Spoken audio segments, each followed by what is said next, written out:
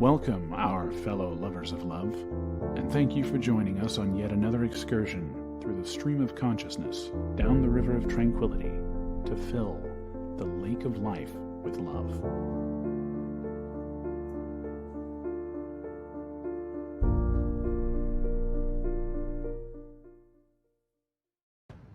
And hello, our fellow lovers of love. We come to you tonight on location instead of our normal studio, as you would be able to see if it was daytime, or you wouldn't because of the way cameras work. But anyway, we've got the Pacific Ocean over our shoulder. We've got family that we love out there on the patio. This is a nice vacation we're having, and we're coming to you tonight to spread the... From Hawaii. From Hawaii, the Big Island, Kona. Right, that's Kona. We're in Kona on the Big Island. Big Island of Hawaii. Yeah, but what's the name of the Big Island? Isn't the name? Hawaii. Is it? Yes. Yeah. I always get these names confused. Anyway, I can't pronounce any of these names here anyway, so, it's a... Oh, God, that's... But welcome, our fellow lovers of love. We're here for a stream of conscious this week. We don't have any articles. We're just going to sit here and have a nice conversation. We've got some interesting questions on the second half of the show, but for the first half of the show, we're going to sit here and we're going to talk about, the tides of change and finding silver linings in life, and how do you get through those, not just the difficult times, but, because not all change is necessarily a difficult time, but change can be hard and exciting, and it's but at the same time, difficult, especially if it's change you don't like and you didn't want. It's being kind of forced upon you from outside forces or life itself. Sometimes you don't always get to make your own decisions, as much as we like to think so. Sometimes decisions are forced upon you. And so it came across, I was talking to my sister, or I guess technically my stepsister, but you know me, when someone becomes family, they're family. And so we were talking the other day about the changes in my personal neighborhood that I'm not happy about, the gentrification and the changing of the neighborhood. It's no longer a neighborhood I like. It used to be a neighborhood that I liked living in, and now, I love my house. I love the place where I live, but I no longer like the neighborhood. I no longer like the city. I no longer like, it no longer fits me. And so I react poorly to that, right? I think like many people do. Many people react poorly to that kind of change. And then when you see that change isn't organic, it comes from, people with imposed visions, shall we say. Now, whether these right or wrong is, not really the point. It's, for people who live there, who don't want to see that change, who don't want to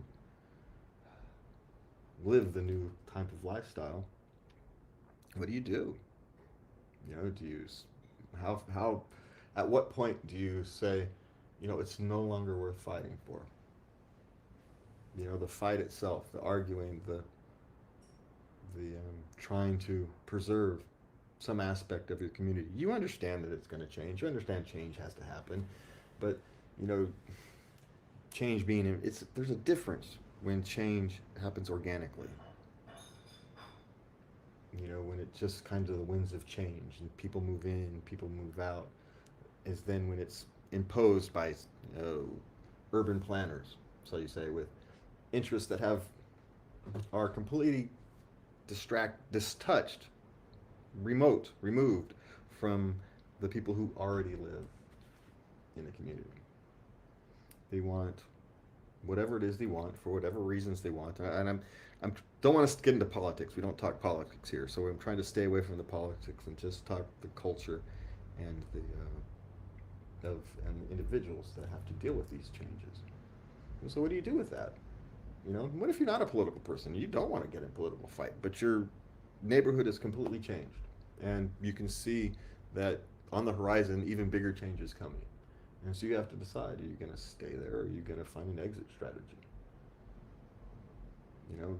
And maybe that difference is depends upon how deep your roots are. If you've only lived in a community for 10 years, that's a different set of roots than someone who's lived in there for 20 years or 30 years, or maybe have their family built the house as a fundamental part of the organization of that neighborhood. So the roots go back almost as far as the neighborhood does. That's a vastly different thing.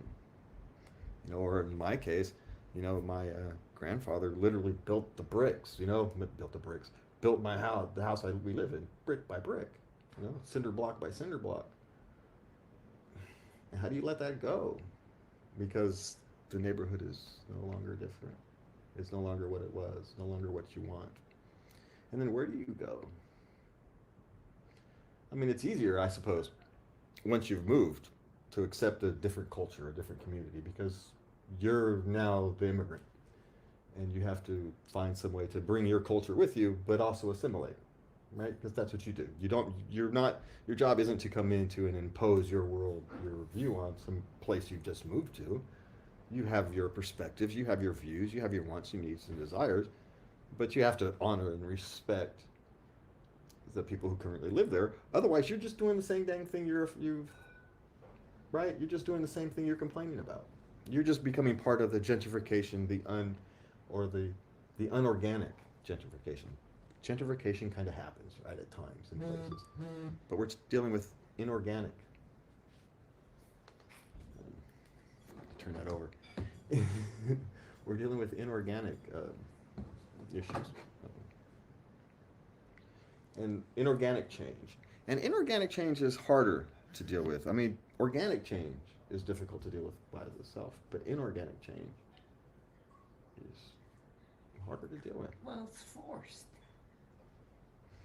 Yeah, but organic change is, in a sense, forced. I mean, no one asks for it, it just happens.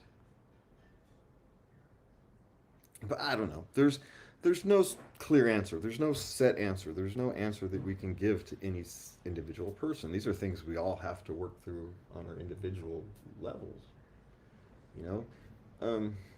Like, okay, when you move, one of the things you have an issue with is moving is you don't want to be farther away from your grandchildren than you are now.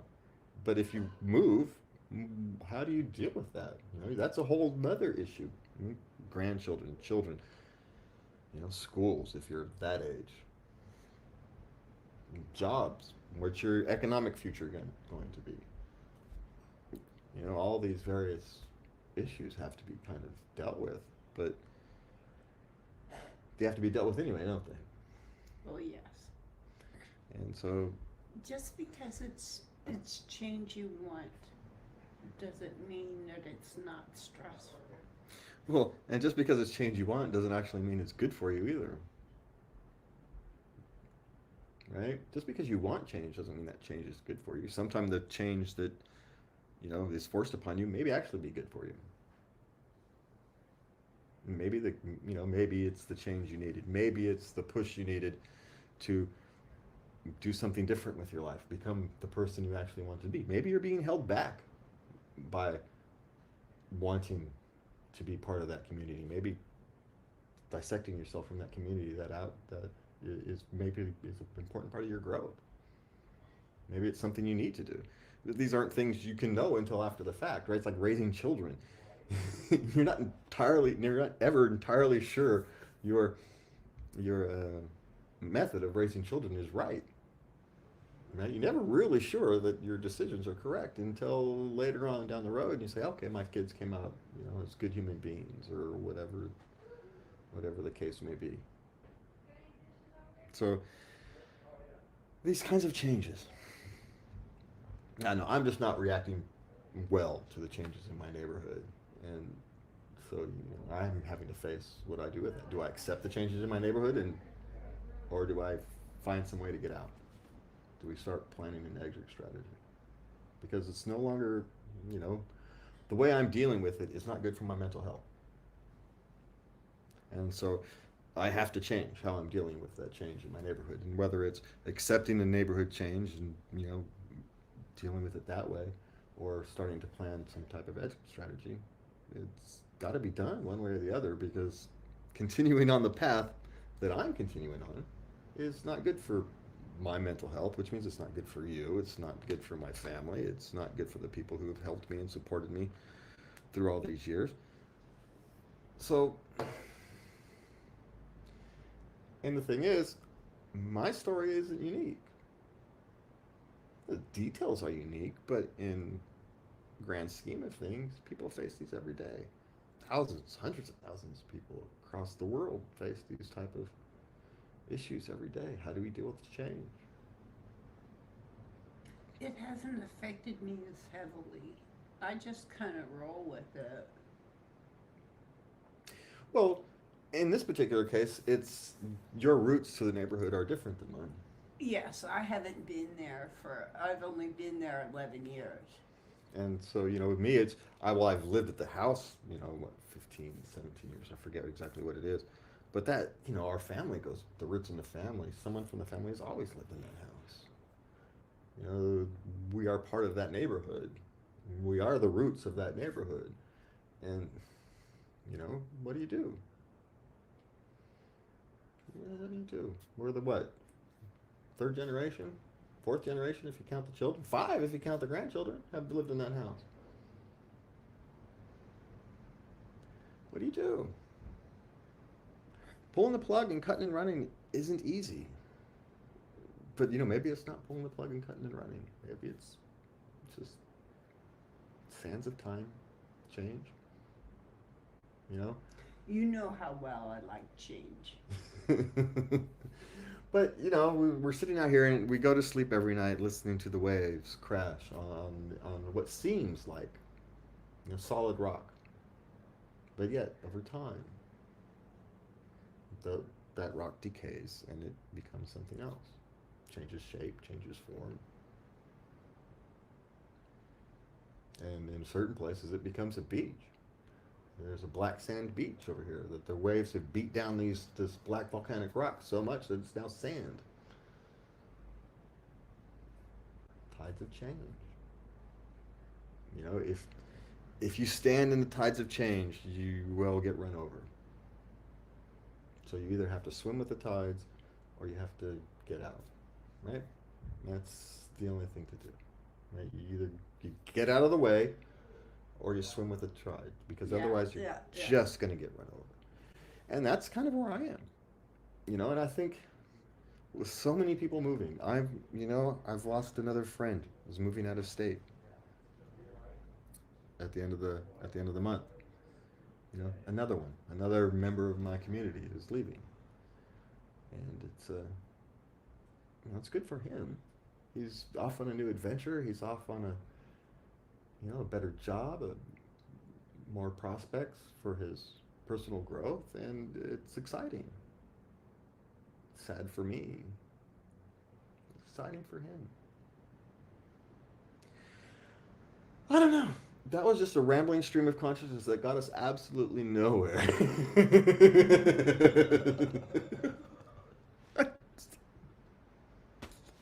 It really did.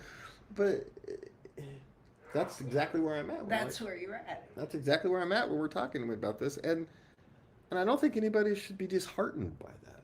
These kind of things should take a long time. These should work through. You should have to work through them because it's a big thing. No matter what the decision is, even if the decision is I'm just going to stay and deal with what comes, and accept that, that's still a big thing. That's a big mental shift for someone like me. And, if it's, okay, we've got to find a exit strategy, so to speak. Is it 2 years? Is it 5 years? Is it, what's the exit strategy? How are we going to do it? And where we go? Now, oddly enough, because, the political natures, the cultural natures are still going to be there. Yes, they will. It's just my emotional attachment to them won't be as strong. I see. So it's like, am I looking for the perfect place to live, or am I looking for some place that's good enough? What are the actual goals you're looking for? I don't want to make decisions based upon politics. I don't do it, right? We don't do that. even though half my life is involved in politics, right? You know, the other half of my life, I'm a political TV host and a podcast producer, and I work in a political party, but it's only half my life, if that. It's everything else that's actually the most important. It's the relationship with you, the relationship with my children, the relationship with my children that I have to figure out some way to repair, the relationship with, you know, the families who's supported us and gotten me to this point. You know, those are the things that actually fundamentally matter to me. And where does all this come from? How does anybody, you know, balance all these things? And we're all different. You know, some people balance career more or money more. Some people balance emotion more. Some people are hardcore political animals, and so that's what they have to do. But I'm not a hardcore anything except the love of family.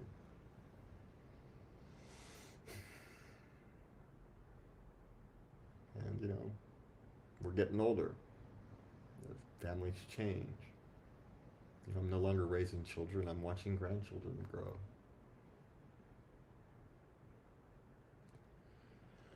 You know? I don't want to miss out on any of it. And I was saying, we were talking to my sister Wendy, and she was talking about change is hard. And it is. Even change you want is hard. Even change you're looking for is hard. You know, the hardest thing is to do in science and changing inertia, right? In order to get a car, the most energy you need is to go from 0 to 1. The hardest thing you need to do is to go change direction, is to make that first initial change. And with someone like me, and with many of us, we get stuck in what's comfortable. Maybe it's not good for us. Maybe the change is good for us. Maybe the change would be good for me. Oh, there's something to talk to my therapist about. We got my next therapy session. It's all scheduled. All right. So, you got anything you want to add to the Wings of Change there? Winds of change. Tides of Change? Anything? Tides of change. What's your feelings about this whole kind of, whether, you know, we don't even know if change is coming, but the whole process of contemplating the change. Contemplating. Well, I have a lot of questions. Well, The first thing I needed to know was that I would have a room in the house, in the new house, for my grandchildren to come and stay. I've started thinking about, okay, I'll be doing a lot more video calls. I'm starting to work out the particulars. Can I handle this? Can you handle the underlying aspects of everything that it involves? Yes. How are we going to get our things here? Are we Well, going to ship things? well, not even Or here. Are we No. gonna, or are But we forget gonna, here, because we're Are not.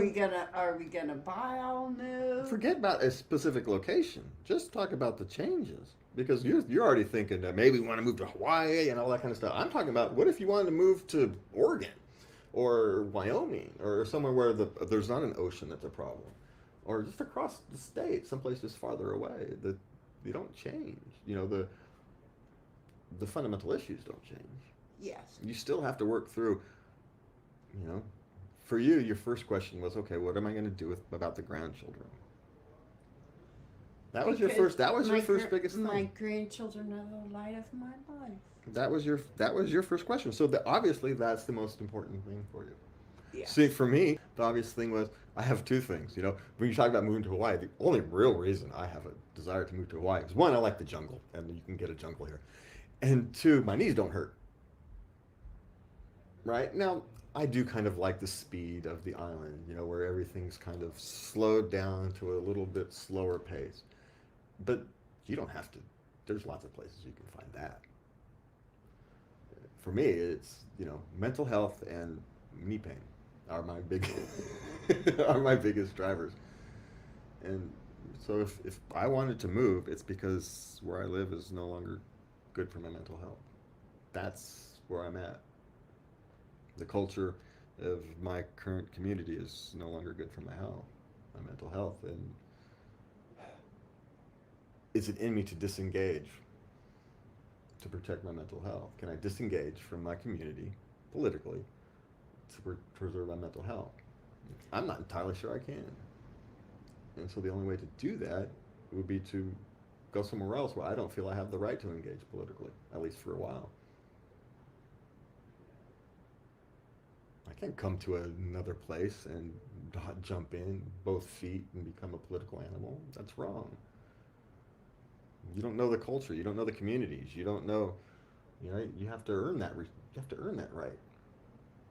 That's how I feel. I mean, people feel differently, and it's fine. But that's for me, right? I couldn't do that. That would be wrong. And so, in a sense, it'd be freeing. I'd still engage in national type politics, TV host duties and that kind of thing. But the local stuff is people who've been here get to make those decisions, not me. At least until I've become there long enough to have assimilated, and then you get to make those decisions. Then you get to participate. I mean, you get to be part of, you get to vote, you get to do those kind of things, but I wouldn't become a big time activist, right? Right. That's what you do.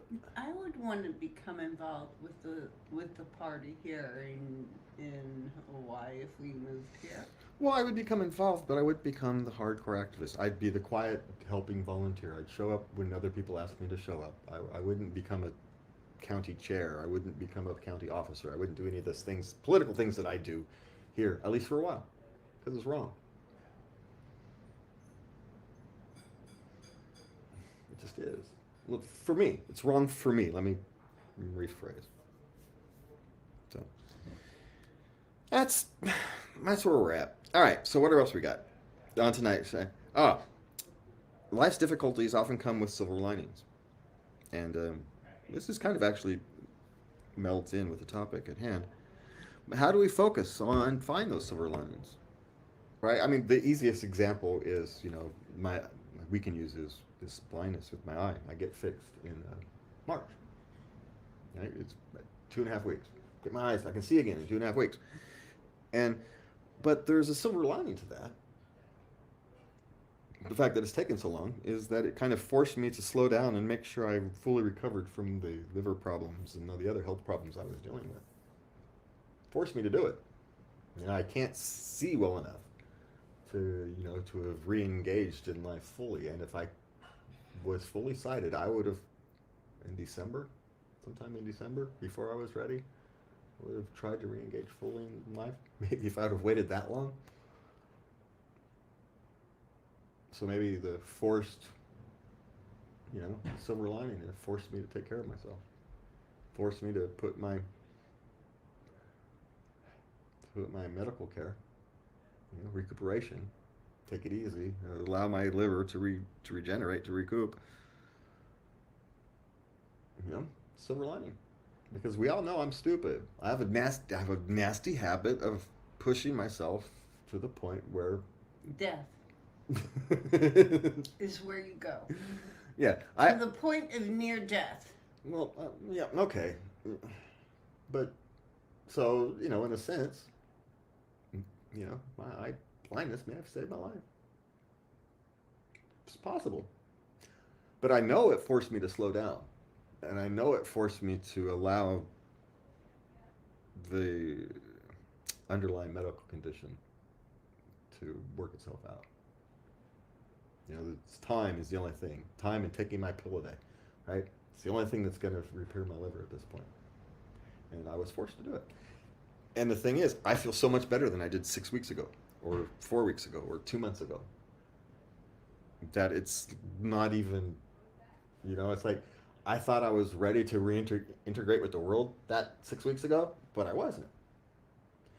And of course, the question is now, am I ready now? How healthy am I? But I got a doctor who will let me know. I got a, finally, after years upon years, I have a team of doctors and medical people who are actually willing to help me through this mess. And so that's a benefit. But again, how do we find these silver linings? How do I find the silver linings in the disaster that is going on in my neighborhood? How do you find those silver linings and hold on to them? How do you find them? How do you look for them? How do I? Now, for me, it's acknowledging my nature, right? With the eyes, it was acknowledging my nature and realizing that, yeah, okay, my nature would have probably pushed me back into sickness if I hadn't kind of been forced by nature, I guess, the world, karma, whatever you want to call it, to slow down. And so, accepting my nature and accepting that nature slowed me down, forced me to kind of slow down and deal with it. It's a silver lining. But you have to accept the truth of you in order. I have to accept the truth of me, that I'm not always smart when it comes to my health. And by accepting that, I was able to find the silver linings. So, where's there a silver lining in your neighborhood falling apart? Where's there a silver lining in, a divorce? Where's there a silver lining in losing your job? But there are. You don't always feel like it. You got divorced for a reason, right? So there's a silver lining there. You're now free. You're now free of whatever burdens that was holding you down. You've got new ones, but at least you're free of those. Right? You now have the ability to become the person you want to become. It's all on your own. It's all on you now. If you've lost your job, well, you now have a chance to find a better one. You now have a chance to do something different. You now have a chance to become what you really wanted to be. Doesn't mean it's going to be easy. Doesn't mean it's not going to suck. But it does mean that you've got a chance to do something different. And with those type of things, finding the silver lining is important. Because if you don't, what do you hold on to? All you have left is to hold on to the negative. Because in those kind of things, there's no neutral. So if you're not holding on to the positive things, it means you have to be holding on to the negative things. And you don't need to hold on to those. These stick with you whether you hold on to them or not. So you don't need to hold on to them. It's those silver linings. It's those positive outlooks. It's the things that say, well, it could be worse. Because it could always be worse. I'm a pretty positive person. I try to find the positive in everything. Sometimes I have to reach out to my support system and they help me. I just think you have to look for the silver linings. You have to actively look. They're not going to. No. They're not going to. They're not going to present themselves. You have to find them. You have to look. And so that's a mindset you have to keep. It's a positive mental outlook, a positive mindset, and you have to keep looking. But I'll tell you this: working is better than fighting. And it's a lot better to work with yourself and finding those silver linings, to work on finding those silver linings, than to fight holding on to those negative emotions and negative feelings. Fighting only hurts people and breaks things. So if you can work towards something, it's far better than fighting for something. Just is. It always will be. Okay, on to some questions, because Lubby doesn't get a break today. Ha! It's no break for you. You can have some soup though after we're done. I have noodles waiting. Simon. I've never had it before. Yeah, I can't even pronounce it. So it's like Siamese.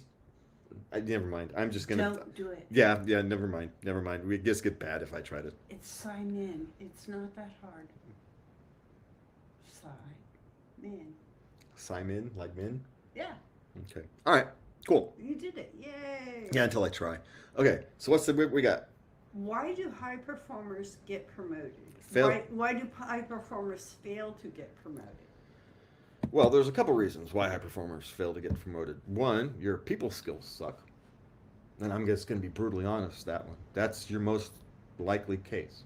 If you're a high performer, you're a good worker, and you don't get promoted, it's because you have no people skills. You don't have the ability to make the people around you like you enough to want to promote you. Or you're unreliable. You can be the highest performer person in the world, but if they can't trust you to rely on you, then they're not going to promote you to that job. Now, there is another aspect of it. They may not want it. Growing up, I had a friend whose father worked as a computer engineer for a major state agency. And they continually wanted to promote him, and he continually denied it. He didn't want the responsibility. He wanted to go, do his job, and go home. He didn't want people calling him on the weekends. He didn't want to deal with it. He didn't want to deal with the stress. Now, anytime they had problems, they'd call him because he was the most experienced, the best person for the job. But he would not take a promotion. He didn't want it. He didn't want the responsibility. And that's okay. There's nothing wrong with that. If you find what you want to do and you're happy with it, nothing wrong with it.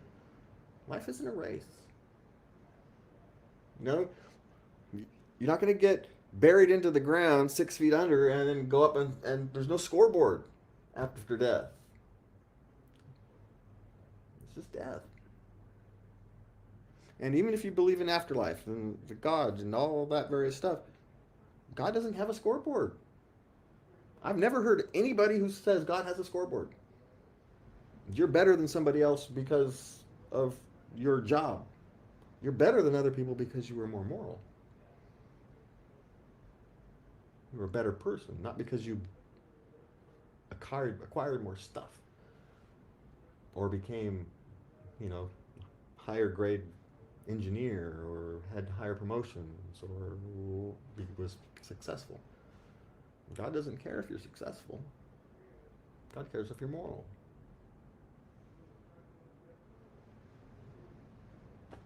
So, maybe you should think about defining success if you wonder that kind of question. Okay. Did teenagers go further than just kissing in cars in the 50s and 60s? Well, do teenagers go farther than kissing in cars now? Then yes, they do. So guess what? It was even easier back then. So yeah, they did. They had bigger cars. They had bigger cars, and they didn't have as many police who would arrest you. What my grandfather said, I could do stuff that you couldn't get away with today. And that was 30 years ago. 40 years ago. God, I'm getting old. 35, 40 years ago, my grandfather said, I used to be able to do things that you can't get away with. He's right. And it's the same thing now. So did they? Of course they did. Humans aren't different. We had unwed pregnancies, and they were just swept under the rug. They went off to stay with their aunt in some faraway town. It was no different. People are always people. If you think people are different in the 40s and 50s than they are now, you're delusional. Human sexuality is human sexuality. So it's no different than it was. Give teenagers a time and place, and they will, or they won't, depending upon their individual proclivities. Okay. I love this one. My teenager wants only an Apple phone. We tried to explain Canon, Florida, and she stopped speaking with us. What should we do? Enjoy the silence. That's what I'm saying. She's not punishing you. Not really. I mean, I get it. You don't want your teenager to be, distant from you. And personally, we all like to give these flippant answers because they're funny and there's some truth to it. But the reality is you've already explained to her that you can't afford it. And so if she wants something that you can't afford, she's going to have to pay for it herself. She's going to have to earn the money. She's, Maybe offer to give her opportunities to earn. they don't have the money. She's going to have to go off and get herself a job or, you know, side projects from other people who have money to do this. Yes. There's just no other way. And she can be as mad as she wants, but the reality is the reality. And, you know, it's a good life lesson for her now. There's a lot of kids today who get things. God, I don't want to sound like an old guy, you know, whippersnappers. This thing, because there's always been a certain segment of it, but it seems to me that there's more children these days that get these high-end items than they used to. You really only used to be rich kids got the high-end items, and now you're getting poor kids getting high-end items, and it doesn't make sense. Now, some of it is the way the market and sell these high-end items, right? You can get. My son just got the latest iPhone or something. He pays $10 a month on the, you know, with the cell phone bill, extra. So instead of $30 a month, his cell phone bill is now $40 a month. And so he's got the latest device with that. And so some of that is that way. They've made it really easy to finance these cell phones. And, you know, she has a job. Small part-time job can afford to do that. She can pay for her own cell phone bill and cell phone. But I don't know. With so much, I just don't like the flippant answer that, you know, we give. It's true. It's true. It's not that it's not true. It's just you'd think that there's something better for we could tell people, but I don't have it. All you can do is what you've already done. Explain to them that you can't afford it, and if she wants it, she's going to have to work it out herself. That's all you can really do. That's what usually happens when you're a teenager. I wanted certain items of clothing. My mother couldn't afford it. I went and got a job. Yeah.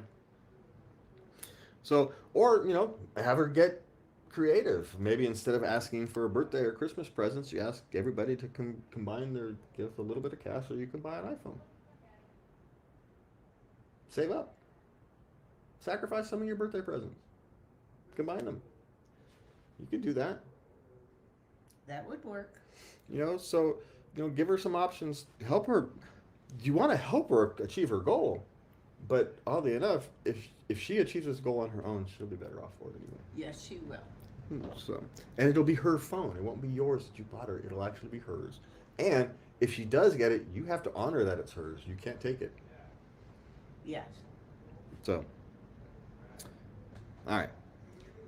This is heartbreaking. My son in jail refuses to let me visit. What do I do? You have to honor his request.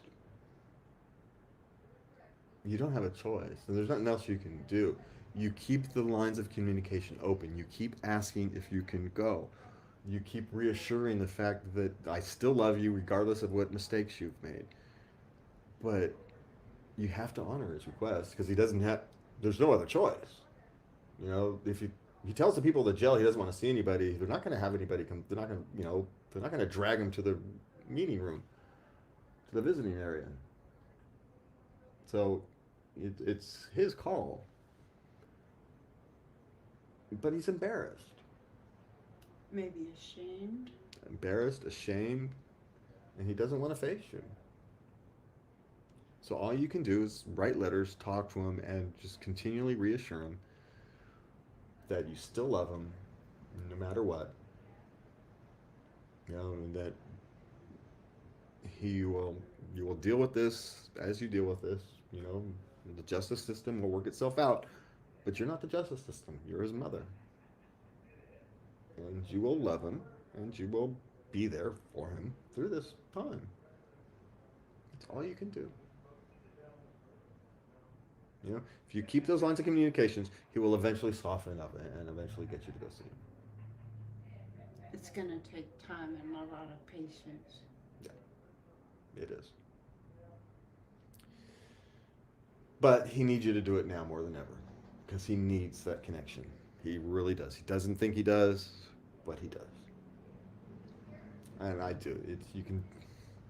A mother's heart breaks during this time. Things like this. This is one of those things where death is almost easier because at least it's solid instead of this thing. There's no solidity to it. Yes. And you've got this big, thing, jail and criminal courts and all this stuff to cope with, and everything that goes with that. In a sense, death is easier to deal with because it's one single thing and you can move past it. It sticks with you forever, but you can actually move past it. This, how do you move past it until, it takes years, decades, depending upon the issue? It is, children, please, don't rebel against your parents or society by doing stuff that's going to get you put in a cage. Okay, there's lots of other ways to rebel. Dye your hair. Dye your hair pink, purple, green. Get Go piercings. Be an emo. Yeah, put piercings or bolts in your face. For the love of God, just don't do. Just don't end up in jail. Yeah. Okay. So what else we got? Can an employee quit literally moments before being terminated? An employee can quit whenever they want. You're not a slave. It's, you control that aspect of your relationship. It's not other people that control it. So, yeah, you can quit moments before you. It may very well be in the paperwork. You're fired. I quit. You're fired. But it's not relevant. I mean, if you're going to use that as a reference on your job or something, it's probably not the world's greatest idea anyway. But because of the way the liability laws are written, all they can really do is tell people if you did work there or not. That's really all you can do. So, without opening potential lawsuits up. So, can you? Sure. Should you quit before you're fired? That's an interesting question. Because you're dealing with unemployment issues potentially. And so it may be very well better off for you to be fired. People get fired all the time. It's not like some big thing. Oh my God, I was fired. It's going to hang over me in my head. No, people get fired for all kinds of reasons all the time. It's not such a big deal. As long as you're not a fraudster, it's fine. Yeah. Yeah. So, don't worry about it. Getting fired isn't the end of the world. It's, it happens. Why did my job interview last for an hour, but I still get a rejection? I was even offered a company tour by the recruiter. Well, that's easy. They found somebody better. You may have been candidate number 2, maybe even 1B. You have 2-3 great candidates, and you have to make a choice between 3 great candidates. Between 2 or 3. You might just be a fraction behind somebody else, or maybe it was, so I remember someone once got a job because they told the hiring person they happened to like the same football team they did, and that was the decision. Everything else was essentially equal, so the fact that I can get along with this guy more likely than I can with the other person. Sometimes it's just that. Sometimes it's that personal skill. And it's not actually your qualifications, it's how you interact. Those tours of the facility, there's much to get to know you. It's not just a tour of the facility. You have a conversation during those tours. Right? They're learning about you. You have to remember, whenever you're talking to a recruiter, whenever you're talking to someone who is in any shape, manner, or form in the hiring process, and that includes the receptionist at the front door when you walk in, you are being interviewed. You are on. Any contact you have, you are on. It's part of the decision-making process. And so you may have not been interesting enough during that tour. You may have not asked enough questions. Someone else may have been better at asking questions. You just don't know. But the short answer is, if you don't get hired, it's because the other candidate was better in some way. It may not be an obvious way, but in some way. And maybe, but also remember, the silver lining might be, maybe that wasn't the job for you. No? Maybe it was the wrong job. Okay. I accidentally hit a car with no visible damage. What should I do? Leave a note. Yeah, leave a note with your information, telephone number. Yeah, leave a note with your, if you know where the person lives, you go up there and you say, hey, can you come look? I actually bumped your car. Can we come look? And it's not all, especially in modern cars, not all damage, especially in bumpers, is visible. You might have actually bumped a sensor, and so now like a backup sensor is no longer calibrated correctly. These new cars are sensitive computers, so that's Yes. just what it is.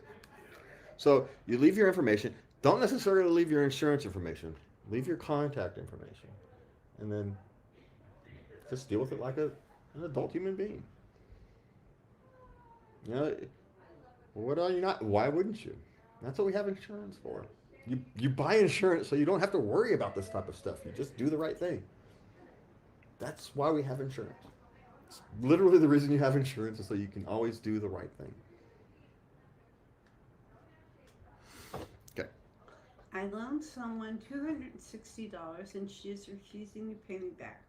What proof do I need to take her to small claims court, and how much will it cost me? I'm in North Carolina, excuse me. Well, it's probably going to cost you about what you get back. So the question is, I don't know exact costs, but my guess is it's probably not worth it.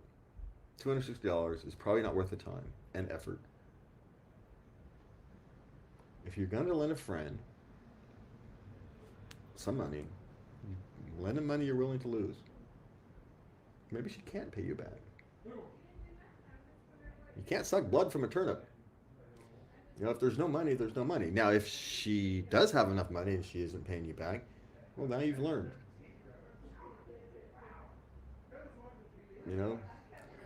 But one of the things is, if you lend money to friends, you can only lend money that you're willing to lose.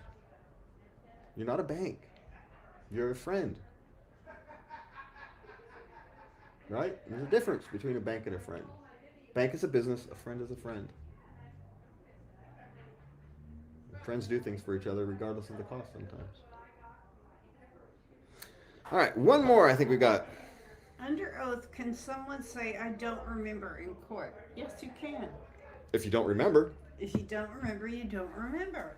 Now, also in court, you can always say, I'm taking the fifth. You don't have to answer a question just because it's asked. I mean, you can take the fifth. But yeah, as long as you're honest, you can say whatever you want up there. As long as it's the truth. If you don't remember. If you do remember and you don't want to say, you either don't put your ass on the stand or you take the fifth. If it's a criminal issue. Now, in a civil issue, you may just be screwed. You could be held in contempt if they know that you were involved in something and you're not talking. Yeah, but in a criminal course, you don't. In a criminal case, you don't have to say anything to incriminate yourself. No, you do not. You don't. As my grandfather, who was a prosecuting attorney, you never say shit to the to the police or the prosecutors without a lawyer present. And this is a prosecuting attorney. He was a prosecuting attorney. He worked on he worked in appeals, but he was a U.S. attorney. And you never say anything without a lawyer present. Never talk to the police or the prosecutors. They're not your friends. They're there to convict you, not help you. And so you don't talk to, in a criminal case, don't talk to nobody without representation. But if it's a civil case, it's a whole different thing. But talk to your lawyer. Don't talk to us. We're not lawyers. We do not give legal advice in any shape, manner, or form. No, we are not legal counsel. Anybody who listens to us for legal advice is a complete and utter moron.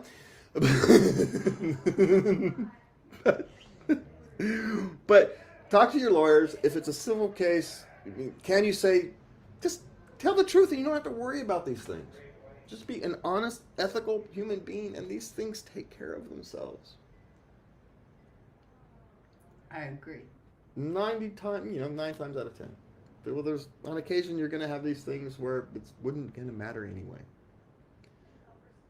But if you're honest with yourself and honest with those around you and honest and ethical and moral in your dealings with the world, you have a better chance at having a positive outcome. You have a better chance of a positive outcome than if you don't. I think we have a photo bomb. I think we've had a few photo bombs back over there. But we've had audio bombs all evening, so I think we're all good. But I think that is about the end of our show. You got anything else you want to add tonight? No, I'm good. All right. So we are going to go back and enjoy our vacation in Hawaii. We want to thank all of you for joining us. We want to... No, that's it. There was something else I wanted to do, but I don't. Okay, good. Well, So- thank you for joining us. Thank you for joining us. Thank you all. We'll catch us next week. We have nothing on tap yet, so find us out. We'll come up with something over the course of the week. And, love yourself and love everybody. Good night.